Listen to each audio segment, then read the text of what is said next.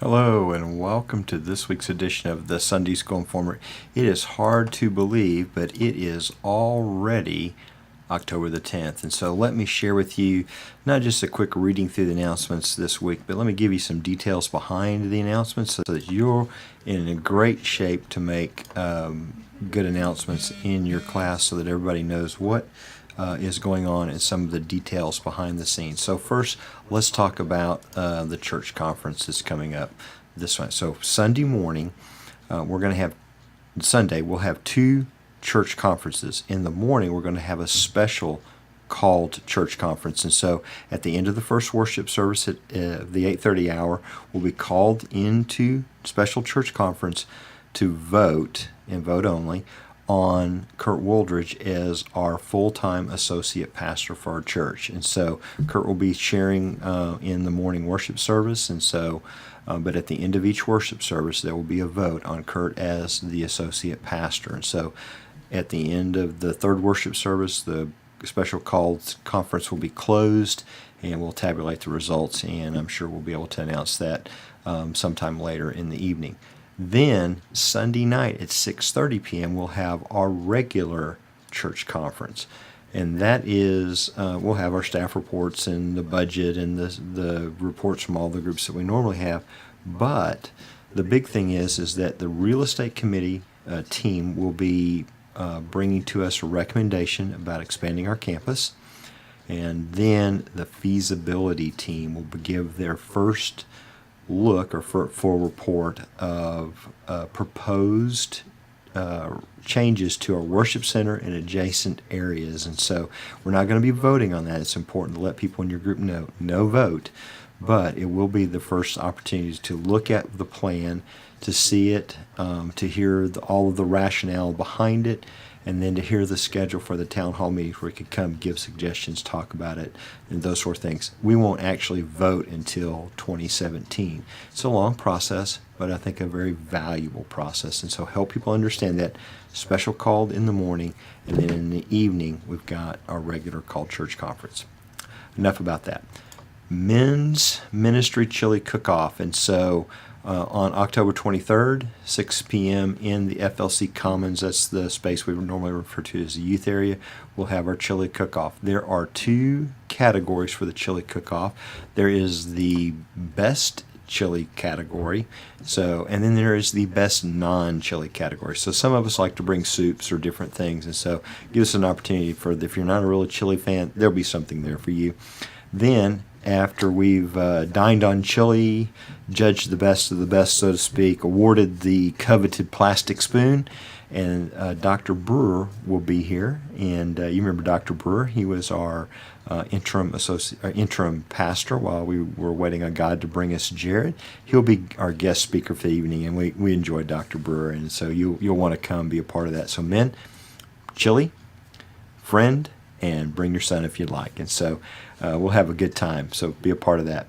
Fall Festival is rapidly approaching, and let me share some things about Fall Festival to kind of help you give a full picture of what is needed to bring Fall Festival into full ministry view. It is probably one of the largest give back events we do to the community of Round Rock. Last year, over 600 people came through and participated in our Fall Festival, and so it is a tremendous gift to our community. So here's what we need. First thing, candy. Lots and lots of candy. So don't bring a bag, bring bags of candy, and not just any candy. Bring good candy. This is a gracious gift to our community. Let's be a gracious people. So however you want to do that in your class, you can have a competition, men against women, whatever, but bring candy. The second thing is we need gift baskets. So the important thing behind the gift baskets is that it is a donation from your class or just people in your class, or if you want to make one by yourself, that's cool too. But it is the silent auction of the gift baskets, and lots of people, part of our church, not part of our church, buy these gift baskets. They are really, really cool. I have yet to win one. So, with that said, if you see my name, don't outbid me, okay? No, go ahead, outbid me, because the money from the gift basket silent auction is what goes to help pay for a lot of what makes Fall Festival. And this year, some of the games have been damaged, some of them are just wore out, and so there's a upgrading of games going on this year, so those baskets are even more important than normal. And then finally, we need your time. Volunteer. It's a lot of fun. Man a game, cook hot dogs, whatever, but volunteer. 6 to 8:30 is the time, and instead of sitting at your house waiting to give out candy, come give it out here and be a part of a great community event. Okay, enough on that. Next big thing, because everything this month is a big thing. Love the Rock. And so you've heard a lot about Love the Rock, but let me explain how you or your group signs up. This isn't in the handout, so to speak, but so here's how it works. You can go to Love the Rock's website and say, I'm a volunteer. We do need crew chief still, and you can sign up there as well. But you go, I'm a volunteer. It'll take you to a website. You pick the neighborhood, and you'll see a map of Round Rock with dots on it. You pick one of the 18 neighborhoods, and then you'll be presented with the projects in that neighborhood. Okay?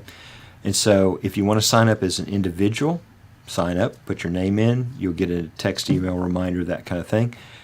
If you want to sign up as a biblical community team, then have one person, your outreach leader maybe, sign up for the group and say there are 10 people, and you can do that as well. And then you all show up at that one site, but only one person will get the email, and it is first come first serve. So if you're thinking about participating, want to do it as a group at a whole site, I would encourage you to sign up sooner than later so that you make sure you get the site you want to. So you can sign up as an individual, and you can sign up as a group as a whole. And so just know that there's two different ways of doing that. Okay? Operation